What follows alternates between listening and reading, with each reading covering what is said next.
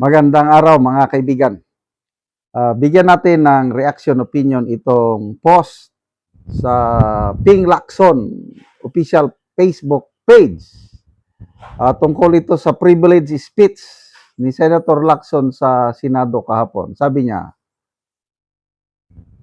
Chairman's Progress Report. Inilahad ni Senator Ping Lacson sa isang privilege speech ang manakalap na ebidensya at proposed policies mula sa mga pagdinig ng Blue Ribbon Committee ukol sa sistematiko at parasitikong pagnanakaw kaugnay ng flood control scam na inilarawan niya bilang pinakamalaking iskandalo ng korupsyon sa kasaysayan ng Pilipinas. Ay, sayang.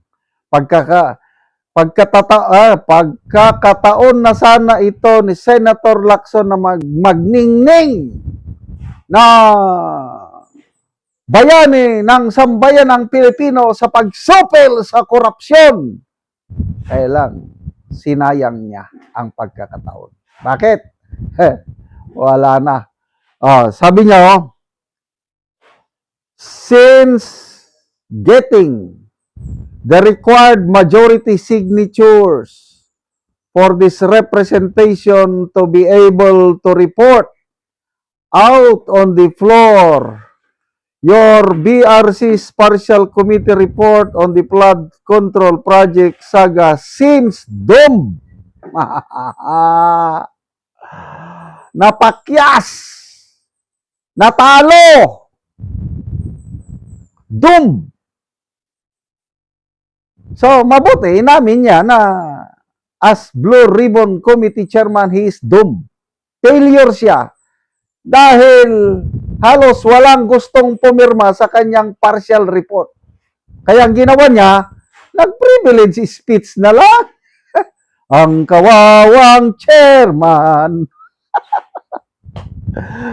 Sabi niya, since getting the required majority signatures for this representation to be able to report out on the floor your BRC partial committee report on the flood control saga seems doomed from the time we first wrote the same that February 11, 2026, I am compelled to stand before you on a matter of personal and collective privilege and for good reasons.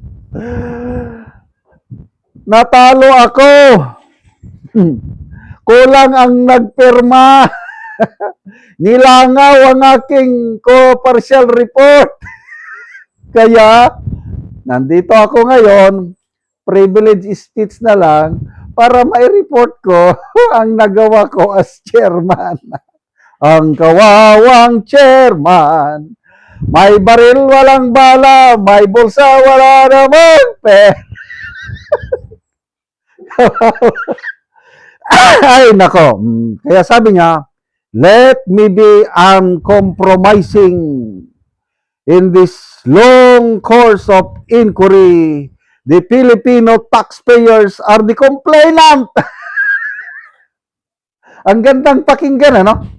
Tama naman.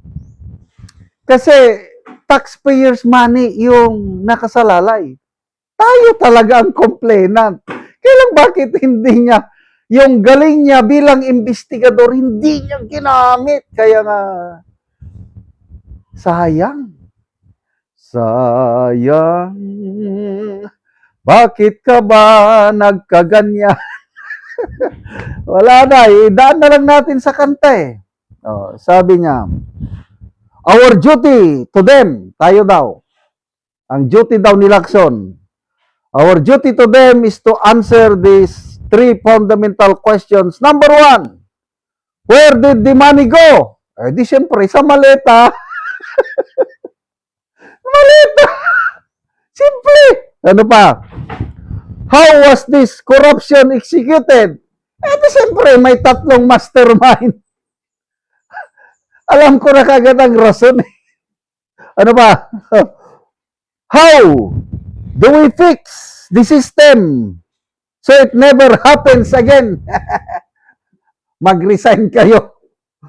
Mag-resign ka as Blue Ribbon Chairman. Ibalik mo kay Marcoleta para ma-fix ang system. Habang, ito, opinion ko lang ito napakataas po ang respeto ko, paggalang ko kay Senator Lacson nung una. Kailang sinayang niya yung pagkakataon niya. Sinasabi nga, the greatest corruption history in our country. Siya na sana ang siya na sana, nasa kamay niya na. Maging modern day hero siya ng taong bayan kasi tayo nga daw complainant, correct.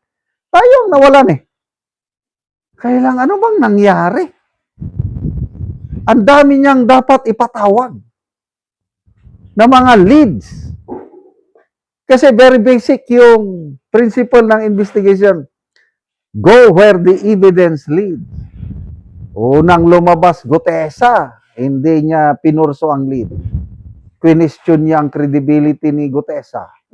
Nandyan, nung lumabas na si Saldico, pinangalanan sina Yusek Adrian Bersamin, pinangalanan si Secretary Amina Pangandaman, inamin mismo ni Lacson na posible tumanggap ng kickback itong dalawa.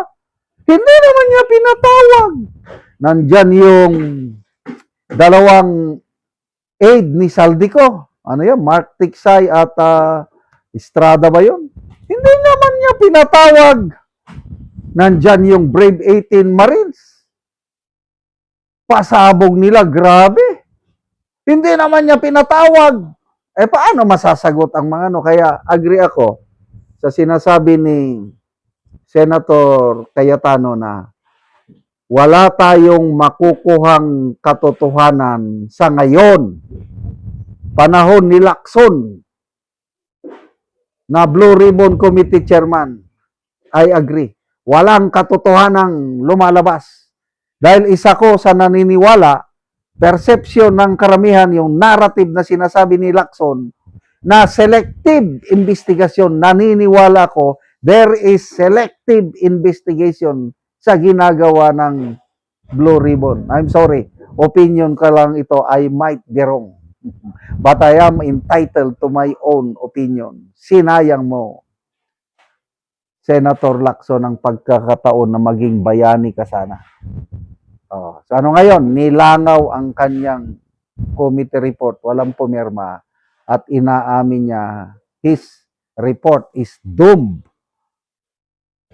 Salamat naman. At inamin niya ang kanyang kakulangan. Salamat mga kaibigan sa inyong pagsubaybay sa channel na ito.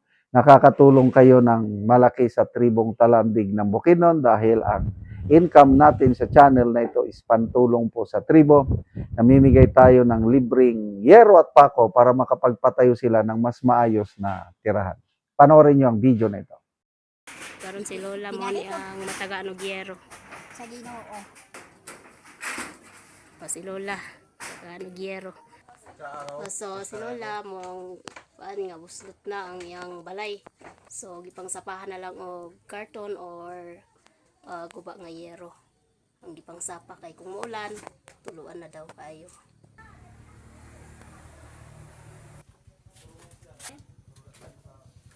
So guba na gid kay ang yero ni Lola.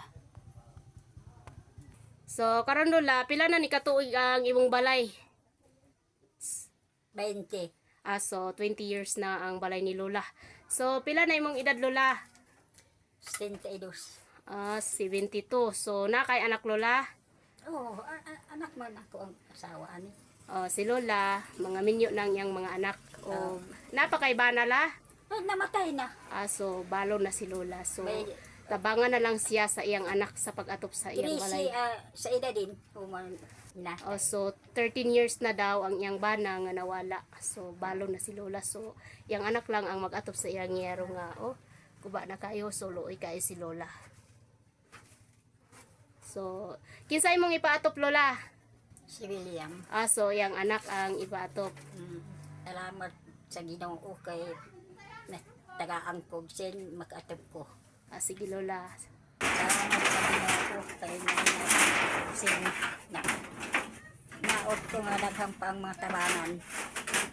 Sige Lola. Salamat sa walay tabang di pagid ko makatok.